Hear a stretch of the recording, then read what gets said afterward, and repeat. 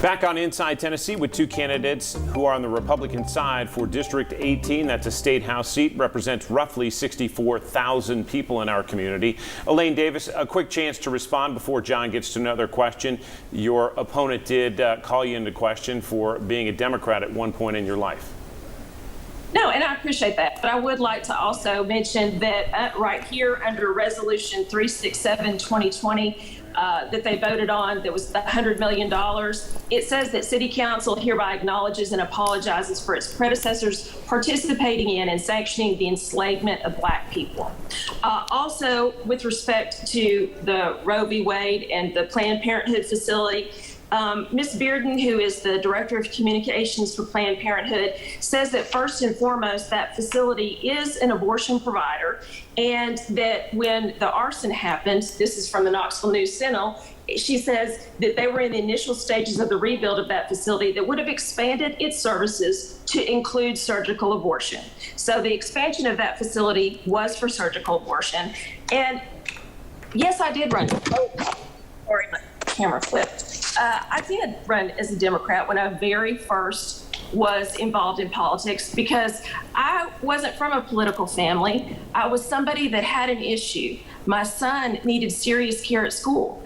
And my parents, while I was raised a Christian conservative, my parents were teachers and they were Democrat. And so when I didn't get any sort of resolution from my elected officials, I decided to run myself because even though my son has a serious issue, it doesn't just stop at the school doors. It continues, and he needed care, and he needed somebody to fight for him. And that is something I've always done.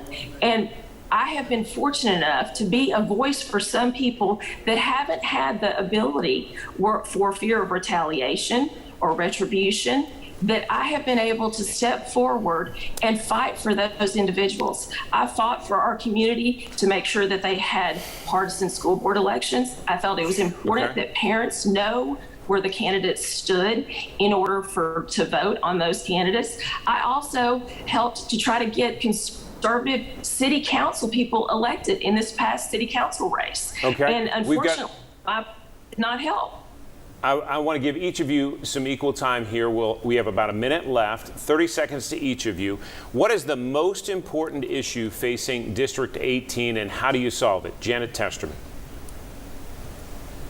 Well, right now, it's about keeping taxes low. And I'm the only one on City Council who did vote against the recent property tax increase. People are struggling right now. They are having to make decisions between rent and gas and medicine and just having to make financial decisions. And so to that, I go back to really trying to look for being judicious with tax dollars, lessening the financial hardship and to small business as well. That is critically important because we need to continue to expand our economy, create economic development, as well as job opportunities, and that's really what makes communities thrive. Elaine Davis, 30 seconds to you.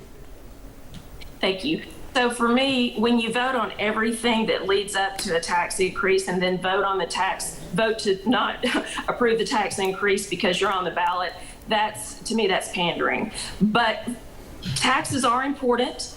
The economy and inflation is incredibly important to our people. Also, drugs and the fentanyl that is coming into our community and across our state. It is impacting everyone's daily lives. And so those are critical issues that we need to be addressing. And I would definitely appreciate your vote and your support. All right, we appreciate both of you. Best of luck in the primary. Again, Election Day is August 4th, and we will be back with some thoughts right after this.